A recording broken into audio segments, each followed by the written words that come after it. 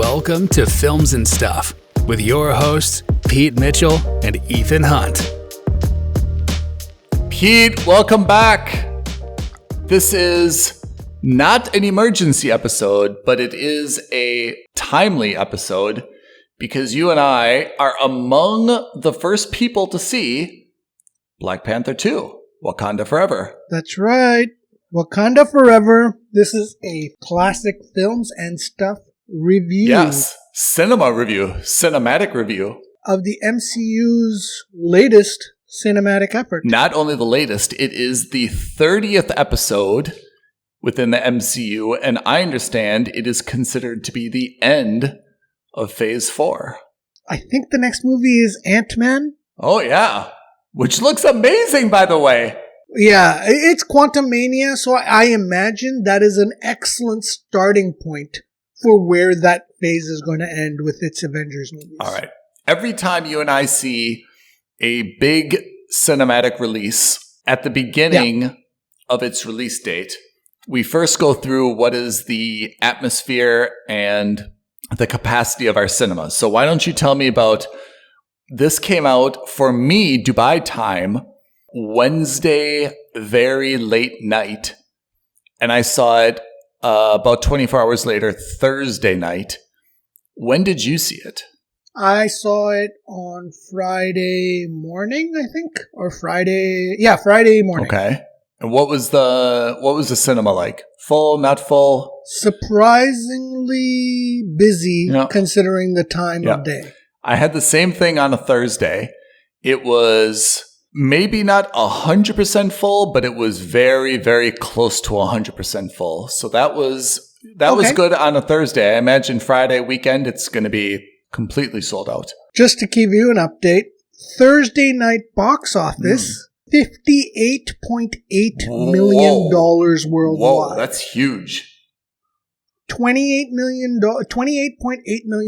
in the U.S. alone, and then another $30 million global. It's going to have a huge opening weekend then, I think, huh? So projections were between $170 and $200 million. Oh, that's good. I don't know if it's going to break $200 million because that is, even for a superhero movie, that is a really high bar to break. Yeah. But if there is one movie in the last couple of Marvel movies that could do it, this is the only one. Yeah. What did you think of it? Just generally, before we go into characters, before we go into plot and stuff, what did you think of it overall? When you walked out, you were like, hey, that was blank. So the way I had structured my thoughts was what I liked about the movie, what I didn't like about the movie, and then my final, basically, thoughts. So I think ultimately, good or bad, it is not going to be easy to judge this film. This one in particular, because there's a lot of noise surrounding it. And when I say noise, I don't mean like good or bad. Again, just noise in the sense that think of in the recent years, think of Don't Worry Darling, or imagine if you would, Johnny Depp's latest movie or next movie. There's going to be a lot of noise that surrounds the movie that has nothing to do with the movie and everything to do with the personal lives of the stars of that movie. And I think this is the same thing that's going to happen. So people are going to not just end up judging the film for the film, but also for the personal circumstances. So you're going to have nostalgia for Chadwick Boseman. There's going to be a small portion of people who are super annoyed at Letitia Wright because, and forget about what happens in the movie and what about her character, but because, there was rumored that she was staunchly anti-vax and that because of her, the production of this movie was held back so often.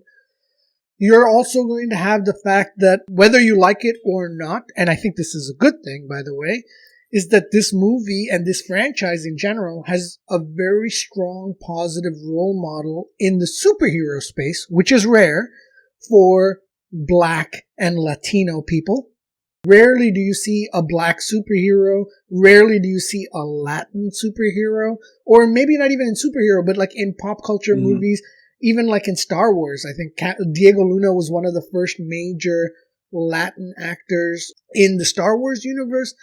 it's no longer a men versus women debate. Movies like Wonder Woman, you had Captain Marvel, which showed that women are equally as good, or if not better, than their male counterparts. So this has now kind of become a little bit more succinct and maybe a little bit more nuanced in that regard. So the reason I'm saying that all of this is because I think that no matter what you and I think about this movie, there's going to be a lot of emotional circumstances for other people and for people in general that'll affect whether they see this movie as good or bad. I, for example, don't think that this was a bad movie, but I certainly don't think it was a great movie.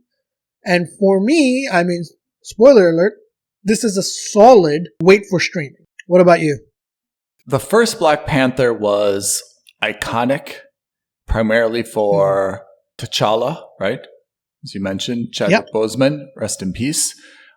If he would have come back to reprise this role, I think it would have been massive. The fact that we knew that he had passed away, I think, diminished the enthusiasm we had for the story for a few reasons. One, everything in MCU was kind of wrapped up, at least on Earth in a very clear way. And without the Black Panther in the Black Panther movie, that's kind of that's the main character, right? I mean, the main character is gone. So I think those two things probably held back my enthusiasm a little bit. I have to say, the movie was 2 hours, 40 minutes, which you and I commented on, which I think is a super long movie. But unlike a lot of other movies, I did not feel that it dragged. I didn't feel that there was any superfluous scenes that I would have cut that didn't add anything. I didn't feel bored. I was really, really happy with the pace of this movie. And I have to say, bravo to Ryan Coogler. The plot, which again, I did not read about in advance, but just having known how Black Panther, the original, ended, I didn't see that there was really a natural sequel to be made. He made a very, very good, interesting, unique sequel. I thought it was a very, very good movie. But I agree with you, and I think we've got pretty high standards. It's not iconic. And I think it's not iconic because there's a lot of different things within this movie. There's kind of grieving for Chadwick, right? And we're not really sure how to deal with his death in life or in the movie. It stays definitely within Earth. There's not any involvement of, the rest of the MCU or, any Avengers or anyone else, which is also a little bit rare, unlike, Strange or Spider-Man or something else, that does a lot of tie-ins. And I have to say, I'm not really convinced that we have a new main character for the Black Panther, and that's a little bit difficult. I mean, Shuri, right, who's an amazing actress, right? And we loved her in the original Black Panther. She's great, even in this movie. But I'm not sure that even when she was cast, it was cast with an eye on, hey, you're going to be the Black Panther in the sequel. That's just kind of the way that things went, and they went with it, and she did a great job. Spoiler alert. Yeah, but she's kind of the backup quarterback, right? And the starter went down, and she's now thrust into that starting position. She did a very, very good job, but it's not the name or the screen presence, I think, that could really carry that franchise long term. I'm not enthused about it, and I wasn't enthused about the people that were kind of put around her to try to pick up that slack. So I thought it was a very, very good movie in terms of getting through 2 hours and 40 minutes. If someone said, hey, do you want to see it again? I would probably say no. And when it comes out for video, I'm not going to watch it again. But if someone turns it on, I would not leave the room. But I agree with you. I think it's definitely a wait for it to come out type of film. I was going to start with the good first, but I think we should start with the maybe not so good first, only because there's a couple of points you've raised that I'm not necessarily aligned with you on. Let's hear it. So let's talk about some of the maybe not great things. Just visually, as a general, I thought there were a lot of scenes that were just a little too dark. I get that a lot of the film is underwater. Some of the scenes are shot at night. But it was a little too dark visually for me to make out any nuance. And that could have been a my theater thing. Maybe they just don't have great projectors. I don't know. In terms of timing, I agree with you. The film doesn't feel like it's 2 hours, 40 minutes. It's nice that way. But what I do think is that the film is a little long. Those aren't mutually exclusive. So the film is a little long, but the thing that caused me issues was that it felt like there was bloat in the film, and it felt like the bloat in the film were things that they were kind of doing to set up future MCU programs. So I'll give you an example. Riri Williams is introduced to us as this young 19-year-old genius intellect at MIT. She's invented a machine that can detect vibranium, and that's kind of the instigating point of this film. We see her not just introduced, but we see her come and play a relatively important part. She builds her own Iron Man suit, and she becomes she basically builds the prototype for what will eventually become her new outfit. In the comics, she's known as Ironheart. She is Tony Stark's protege. And she becomes the next Iron Man character, and she calls herself Ironheart. That's fine, but I don't think we needed to see her in the film. I think that if we had her name dropped as the inventor of the machine, and maybe name dropped as someone who's working with like the Stark Foundation on the next gen of Stark tech, I think that would have been more than enough, only because if you look at her scenes alone, they're not that strong. She's supposed to be this genius level intellect, and we talked about this yesterday. Yet at the same time, she's also like this doe-eyed, in awe of everyone character like Tom Holland's Spider-Man. And for me, those two personalities do not mesh. I totally agree with you. I really agree with you. I'm really... One way or another, I could have been okay with it, but even in the same scene, they took her from her dorm room in MIT, and then, I don't know Boston very well, maybe you do, but then suddenly, like within the same scene, she had kind of like this workshop in kind of like this warehouse, weird warehouse, like.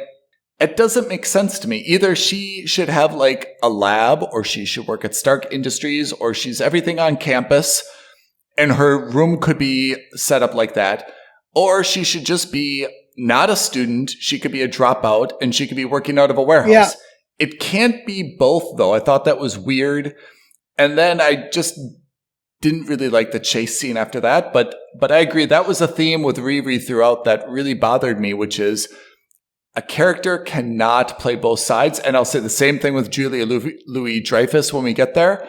You cannot be, I'm this child genius prodigy. Oh, by the way, everything is surprising to me. I don't know how to handle myself, but somehow I can now fight. You know, when a few minutes ago I was throwing what did she throw at the guys? She threw like a space heater and a speaker, right? And then later she's like in her Ironheart suit and she's fighting with everybody like it's no big deal. Like, no, you don't have a background in fighting, right? You're the scientist. You should be in the lab. You should be supporting Shuri, right? That's kind of something like that. It just seemed a little odd to me.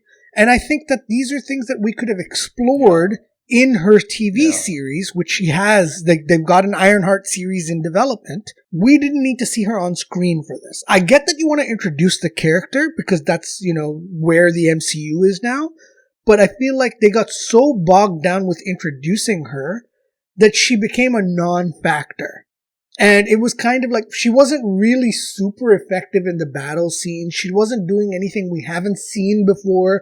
She did everything that Iron Man otherwise would have done. And if you've already closed the chapter on Iron Man, which is very successfully did, by the way, in a very clean break, this isn't the appropriate place to automatically introduce another Iron Man. You've got the TV series, build up to it, fine. And the same, by the way, goes for Martin Freeman's character in Everett Ross or whatever his name is.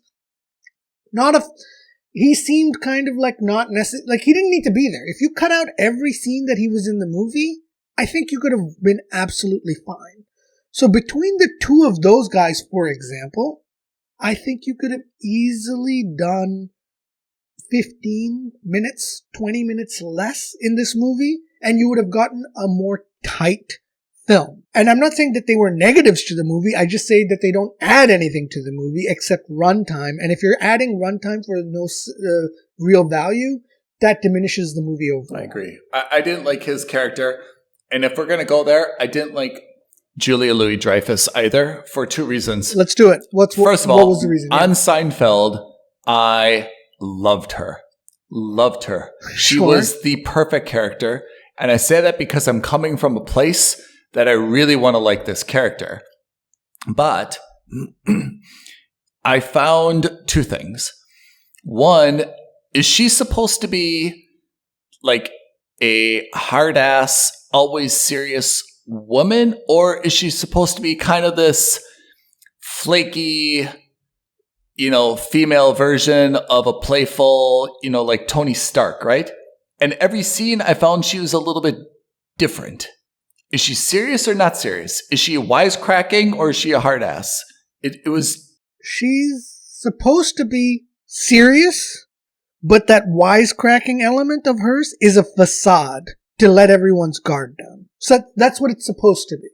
I don't know. I really didn't like, and this is not the first film that she's appeared in MCU, right? We saw her in... No, we saw her in Falcon and the Winter Soldier. We saw her at the end of Black Widow. And I just want her to choose something, but I have to say also, if there's such a thing as toxic masculinity, which there is, there should also be something which is toxic femininity, which means you don't have to overact and be this, I'm impervious to everything and I'm such a hard ass and I don't take anything from anybody and I'm barking orders and, I want to like her, but I feel like that character is just not doing anything, At the moment, I didn't like the fact that she played, I don't want to say an integral role, but like I liked her more as a cameo kind of role, like she had in the other films and in the other shows, only because they're getting their own movie as well. So her character is basically supposed to be Amanda Waller from the Suicide Squad for the Marvel Universe. So she's got this collection she organizes this collection of misfit villains / heroes / anti-heroes that work for her. They're basically the ambiguously good of the good version of the Avengers. Yeah, I could deal with her. I think she's so good wisecracking. I don't buy her as Amanda Waller. And I don't like Amanda Waller's character at all. I love the actress. At all. I don't like that character at all. It's toxic. It just is not good for anyone. So I was really disappointed with Julia Louis-Dreyfus in there. I like the kind of purple streak in her hair. But again, what does that signify? She's playful and I think that's just her character from the comics. She's either playful and wisecracking, right? She's Tony Stark, right? Always got a smart ass comeback. Or you're Amanda Waller and everything's by the book, right? You cannot be both. And you just said the same thing for Riri. So those are two characters I wasn't really stricken by. What else did you have on your negative list? I am not a fan right now of showing these anti-heroes on screen as almost exclusively bad or unlikable guys. So the problem I had with Black Adam was Black Adam is an anti-hero in the comics. You've got him played by a very charismatic, the most almost lovable guy for being a good guy with the smile that could literally light up a city. And he plays such an unlikable a-hole that no matter how the movie ends, you cannot see him as being a good guy or even an anti-hero. And they kind of do the same thing with Namor. Namor was never a good guy. In fact, in all of comics, I would go so far as to say Namor was the first anti-hero ever produced. Before Wolverine, before Black Adam, all of them, he was one of the first, and he's also one of the founding members of the Illuminati in the MCU. I'm not sure why you have an anti-hero play the villain, because how do you then move on in future movies or even in this universe and keep him as someone who's supposed to be a good guy? Even by the end of this movie, where he's kind of playing Shuri and Black Panther and Wakanda rather, he comes off as a not great guy. Yeah. And the cognitive dissonance, as someone who's read the comics, it doesn't hit for me. It just does not hit for me that he's supposed to be a good guy in future movies or even as an anti-hero in future movies. It just doesn't come off. I really thought that what was going to happen in the third act was that while there was a little bit of conflict between Wakanda and Talokan, the US was going to take advantage of that and try to strike both places at the same time. Wakanda was going to have to defend Namor City, and Namor was going to have to defend Wakanda, and then finally they end up, having a begrudging respect for each other. We are the best above water, you are the best below water, let us be allies. Yeah. I thought that would have been a stronger third act than what we got, which was just a good guy versus a semi-good guy, which leads on to my next point, which is that final third act battle. Man, I don't know about you, but it just seemed boring and anemic. On the ship? On the ship especially. Like, I thought the one-on-one was far better and far more impactful. Is Wakanda a landlocked country? I mean, they imply that it's not. Okay. Yeah, I know what you're going. I know where you're going with this, right? Every scene that we've seen, we haven't really seen that it's been like a beachside city, right? By the ocean. It's always been landlocked. There's mountains. There are some rivers, right? But it's never really been an ocean city. And now they've got like this huge, massive armada, like Navy type ship. I thought that was just strange. Yeah. So I don't know. I found that like if you're comparing Black Panther 1 to Black Panther 2, and there are a lot of parallels between both movies, I felt that the ending battle between Black Panther 1 was, in Black Panther 1 compared to Black Panther 2 was far more impactful, far more emotional, and far more, significant than it was in this. And in this case, I would have said, listen, if you didn't have that Ironheart thing to deal with, if you got rid of all of that and just focused on Shuri versus Namor, I think that would have been way more powerful, because that was the battle that was interesting to me. Not what was going on in the ship. What was going on in the ship was really blah, and it was really boring for me. I didn't find anything great about that. We didn't see any amazing action sequences. We didn't see anything crazy happen on there. Nothing. I agree. I mean, I think what I was kind of expecting this to be was I understood that, Namor was trying to protect his underwater colony, and he did not want vibranium to be shared with anyone else, right? So he's saying, hey, let's work together and we'll keep everything secret. And I kind of thought that he was going to, because Shuri was very young, he was going to kind of like assume a more public role as kind of like the ambassador of vibranium and try to, kind of dictate what the global terms would be.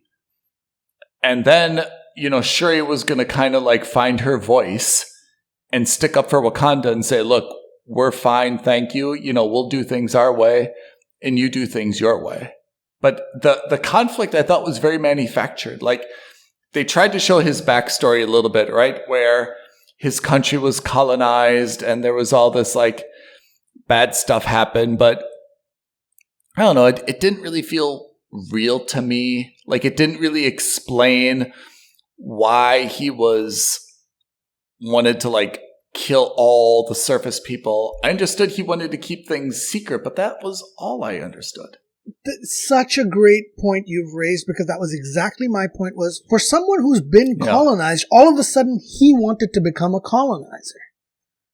And I just thought that was so weird, because Wakanda said, hey, we don't want to be colonized by anyone, so we're just going to go on the defense. And his response was, we don't want to be colonized anymore, so we're going to go on offense and colonize everyone. I just thought that... Yeah, because he said, either you're going to be my ally or you're going to be my enemy, and I'll take you down first. It's like, oh, that escalated quickly. And I was just... And for me, I just thought that they had... both those cultures had so much in common that they are natural allies. They've both experienced colonization. They've both experienced racism. They've both experienced some form of oppression in the past. They both now are super technologically advanced.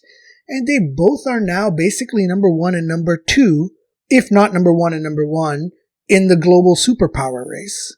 For people who are as smart as they portray themselves to be. I thought that this was a step backwards for them to now start fighting with each other versus building an alliance together. Yeah. What is the situation with vibranium? I don't understand. I understand that historically vibranium was only in Wakanda. Were they selling it to any other countries? They were not. The Claw was selling it at some point, right? His backstory in the comics was that he had learned of Wakanda. Yeah. He got in there and he was able to steal vibranium out. So he did smuggle some out. And that's what Ultron bought from him. Because I understand the only vibranium is Captain America's shield, Winter Soldier's arm, Ultron, and Circus had like his weapon, right? He had like some type of blaster. So I didn't really understand, like at the beginning when they had like this ridiculous like Swiss-based UN meeting, right? When they said like, you know, you've got to share vibranium, it can be used for all these other things. I didn't really understand why this was an issue. I'm also not clear how Wakanda got so rich if they're not selling any vibranium. That's a great question. I don't know what they're doing for their wealth, but let's just assume they have it. The U.S. wanted it because they've glossed over it, but the point was that vibranium could be used for weapons of mass destruction.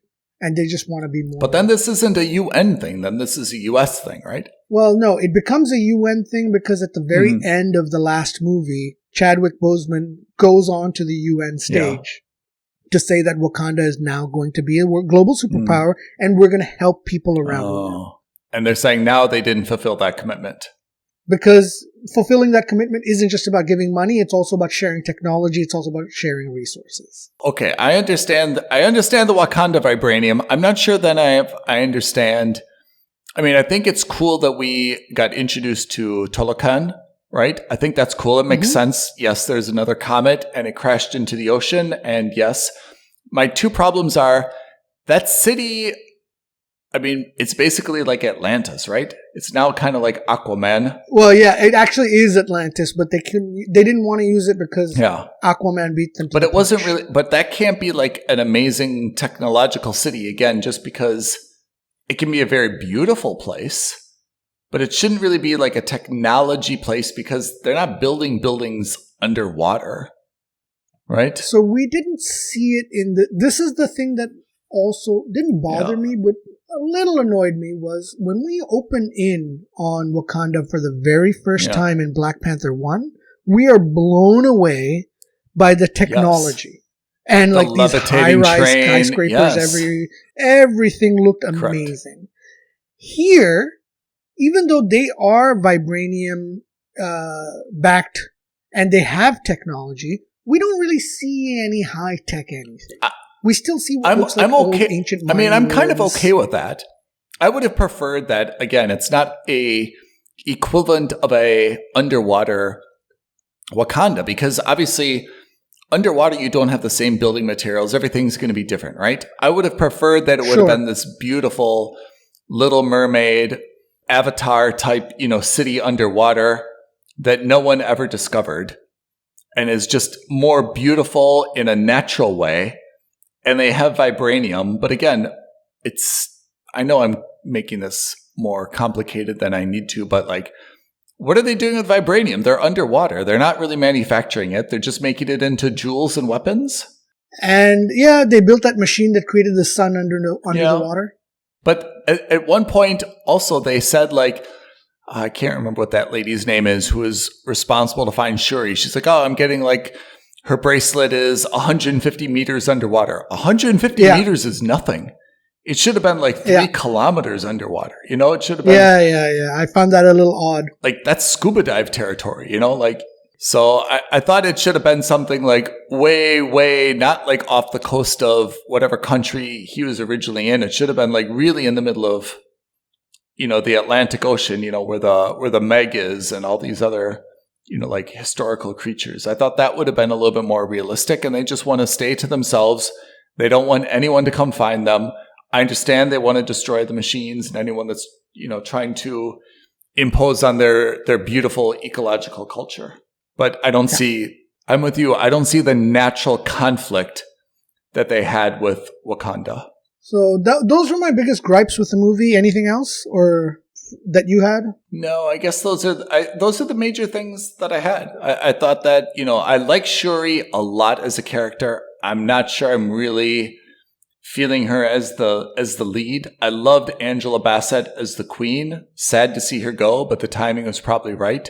Namor, I agree, like everything underwater is always going to be complicated in terms of lighting and style and stuff.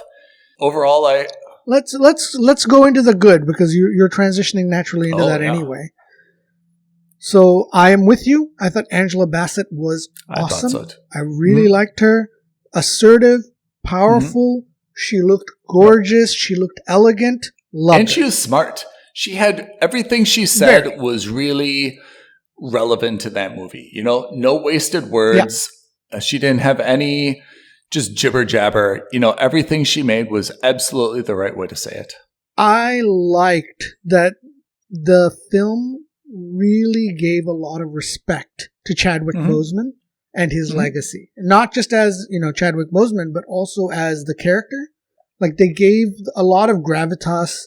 I thought it was really done well. I thought this was a really nice homage to him. And then I also liked that, you know, one of the elements of the story was how his life, and more importantly his death, affected all the characters around him, right? Angela Bassett's character has grieved, but she's over her grieving period. Shuri has no idea how to grieve. She's still struggling with grief. In fact, so much so that when she takes the heart-shaped group, she actually doesn't see her brother or her mother. She sees Killmonger, which was, by the way, fantastic cameo. Totally unexpected. Loved it. I thought that was also natural, whether you like it or not. So I liked Shuri's, you know, the anger. You can feel the anger there. You can feel that it was pretty realistic. You can also see that she was wearing the weight of her failure to be able to save her brother in the story, right? What Black Panther 1 and Wakanda did for the disparate African cultures and for African American cultures, I think Black Panther 2 does for the disparate Latin American cultures, including, by the way, a new hand motion, right? Yeah. So like we saw what they did for the greetings for Wakandans. They have their own greetings for the Atlanteans or whatever they're called here. So I like that we get to see a different variety of the Central American, Latin American cultures and their histories kind of all merged into one. I read that all the actors who played the Talakans actually learned Mayan for this movie, so they were speaking in Mayan, which I thought that was impressive. I really liked Nakia and Okoye. Both were used relatively sparingly, although I'm always happy to see more of Okoye and Danai Gurira's character. I think that the first 2 acts, she had more of I'm not just a warrior, I'm a human being, I'm someone with character. She kind of got a little dumbed down in the 3rd act, but I still really liked her. Speaking of Nakia, by the way, loved that end credit sequence. Really a big fan of that end credit sequence. I thought that was wonderful. It actually got me emotional to see that.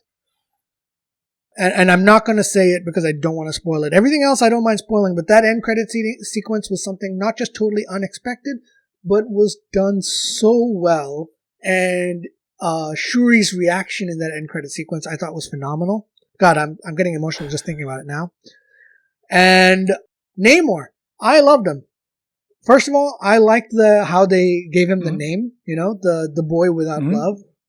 I liked the fact that the background of Talokan is not dissimilar from Wakanda. They were all being colonized.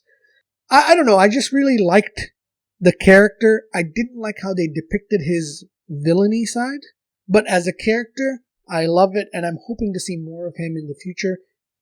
Again, the problem is I don't know how they're going to do that based on how this movie. I mean, for me, the best character conflicts are when there's a legitimate difference of opinion. When you saw Avengers Civil War, which is good versus good, you really saw that Steve Rogers and Iron Man were both good guys. That's such a difficult thing to pull off, but they had very different opinions in terms of what good meant.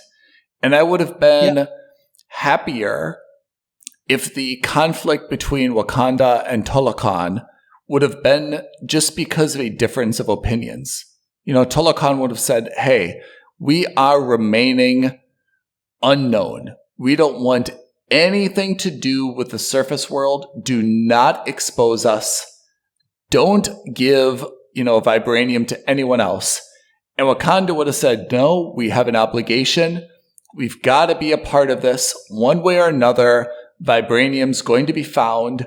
You're going to be found. We have to engage so that we can be leaders and, be a part of this. And that conflict could have been because they just had a difference of opinion. That's a more believable conflict than Namor, who we haven't seen ever before, suddenly now came and said, hey, let's just wipe everybody out. What does that mean for him? Right? I mean, he's not going to do it. And also his powers were, I don't want to say they were cartoonish, but they were a little bit, I can get everybody living underwater. I can get them being very, very good fighters. Then they should have been more mermaidish or Aquamanish. He's the only person who had wings. They all had kind of like breathing apparatus where they could be out of water. They could apparently travel extraordinarily fast. And even in that opening scene, you saw them just doing gratuitous violence. They could have just smashed the machine and been done with it, right? Yeah. The gratuitous violence, I mean, I'm not squeamish about the violence. I'm saying it's hard to think of people as a good guy or a good group if this is how they're going to react, Exactly. If you're the good guy, this kind of wanton aggression cannot be your first move. It just can't. Think all the way back to the year 2000 when we're first introduced to the Wolverine in X-Men, in the very first X-Men. He is shown cage fighting, and he doesn't want to be aggressive in the bar brawl. He doesn't want to fight. He is dragged into the fight. His first reaction is, forget you guys, I'm just here for a drink. He's dragged into it against his will. And that's when you're like, okay, this guy's, we all know he's Wolverine. We all know he could kill them as a thought. He's being, even though we know that he's an anti-hero, his first reaction isn't violence. Whereas in this one, his first reaction was violence. But it came from nowhere, right? They say he's 700 years old? Yeah, he's super old, and he's never done anything. He's never even revealed himself. There's one machine in the Atlantic, smash the machine, be done with it, right? And then I agree, then it's blamed on the Wakandans. The Wakandans have to clear their name. You've got a better setup for a conflict, right? But there's no reason to kind of like kill everybody on that platform.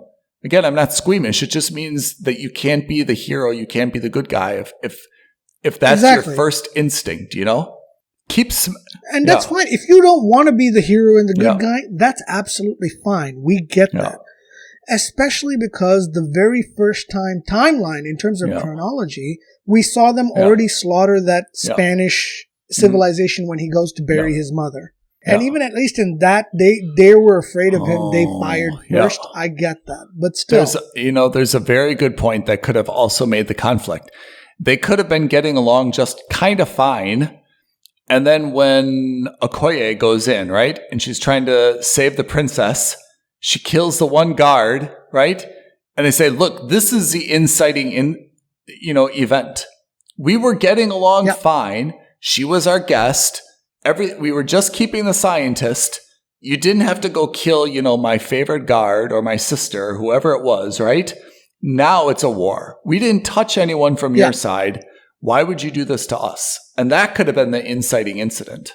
Yeah, and that kind of was. I mean, in that regard, that kind of was at that moment. But in the grand scheme of things, you lose your moral high ground when you're the guy who's been attacking people. Okay, maybe they're not good guys, but at the same time, they didn't know you existed. They thought they found vibranium. That was their crime. So why go after the CIA/American ship, right? Overall, I have to say, I mean, we pick it apart because this is what we love to do. It's not easy to write a movie. I thought Coogler did a great, great job. Phenomenal job. I don't think it's a classic. And I'm sure there's going to be a Black Panther 3. They will never say no because this movie is going to make a boatload of money. I think so. Look, ultimately, I'm with you. It's a wait for streaming for me, but there's really two kinds of people that this movie is going to target demographically. One, comic book aficionados like you and me. And in that regard, it's a meh. It's really a meh.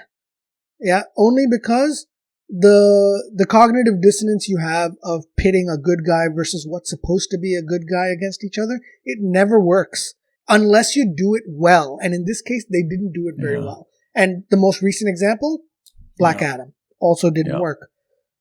You really have to go back to probably Civil War, at least in the superhero genre, to see that work, right?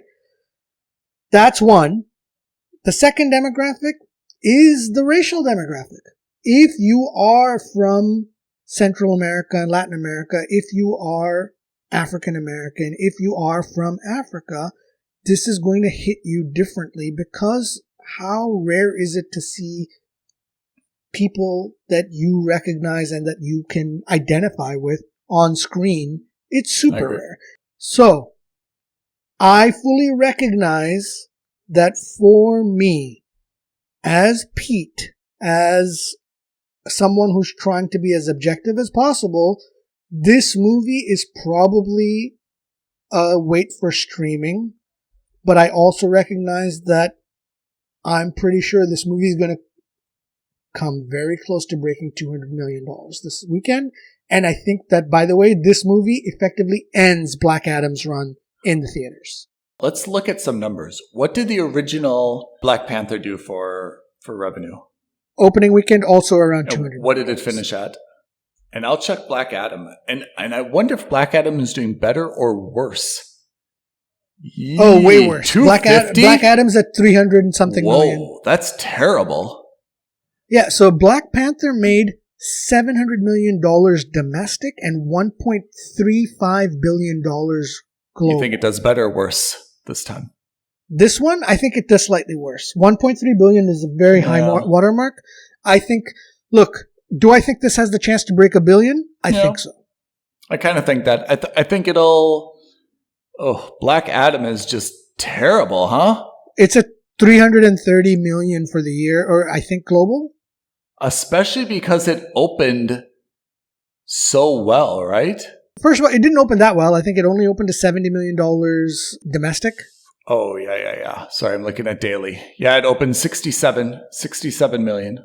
Look, the fact is, the budget for Black Adam was $200 million, plus probably conservatively another $100 million in marketing, which means the movie needed to make $600 million to break even globally. They've made $330 million.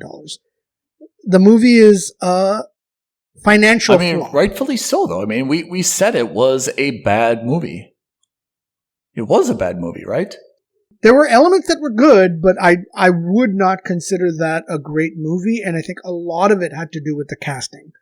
Oh, I think it's the casting or the story. It's hard to have The Rock play a unbelievable. Well, that's true. For me, I think that's story, though. I don't consider that casting, but I understand your point. Fine. Yeah, that's fine. Yeah. I look at it this way, right?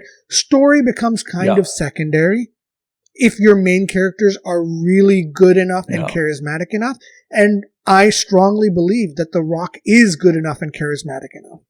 I mean, he has carried other movies that would otherwise have not been doing well. I mean, I agree. I think it's that story. I mean, you cannot say that a movie with The Rock that's a superhero movie from, DC should not be doing great, right? And I think it's just a lot of things. It's unfortunate that the title is not great. And I know that's based on the comic book. And I agree. It's the introduction of characters that you've never talked to or talked about before. We never talked about Hawkman. We never talked about Dr. Fate. We never talked about Atom Smasher, right? Like everything was new here. And first of all, Atom Smasher was the worst. Sorry, Noah Centineo. Your character was just terrible. And then it's the fact that at every point, The Rock, who's known for his smile, has a frown on his face, right? So Black Panther 1 was top of the domestic box office for 5 weeks in a row.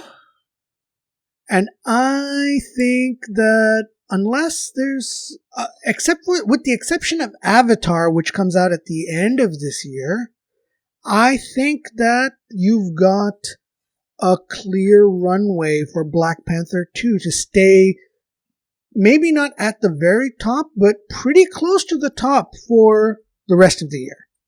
That's fine. But where is the rest of the big releases in cinemas? There's nothing else coming out between the first week of November and the end of the year? Is that possible? I think that's it. I think we're done for the rest of the year. I think we've got Avatar 2 coming out in, December, mid-December, so like almost a month from now, 5 weeks from now. You've got Creed, which is coming out next week, but I don't see Creed, or maybe in 2 weeks, I don't see Creed taking down Black Panther. What's Creed about? Michael Jordan against his own protege. No. You excited about that? Nah, not really. Really not really. I didn't think they needed a Creed 2. I thought Creed 1 was excellent. Creed 2 wasn't bad. I certainly don't want to see a Creed 3. I feel like there's just fewer releases coming out, Okay. Yeah, but I mean, having said that, still, we saw 26 movies this summer. Did we? I mean, this year. Yeah. 26 plus I saw another 13 on my own that you haven't seen. What's wrong with us? I mean, yeah, that's a different question. But still, it's not, that is not an insignificant number, right? You're talking about almost one movie a week. As it should be. Okay. Yeah, which isn't bad. It's not bad.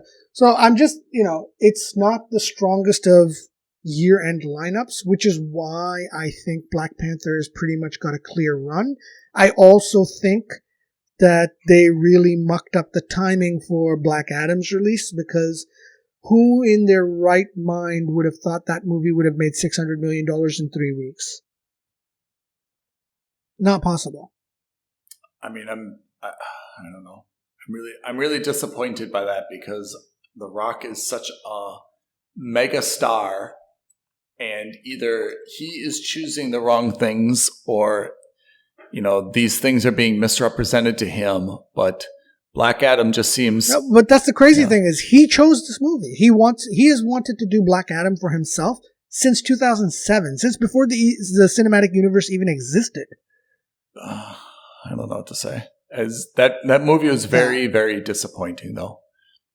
As anyone who will listen to our past podcast on it can attest, we wanted it to be amazing, and it was really, really disappointing. Indeed.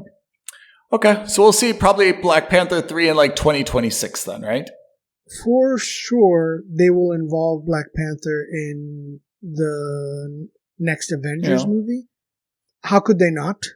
The advantage that the Marvel Universe has is that Letitia Wright is very young. So, she could theoretically be in the cinematic universe for quite some time if she wants it.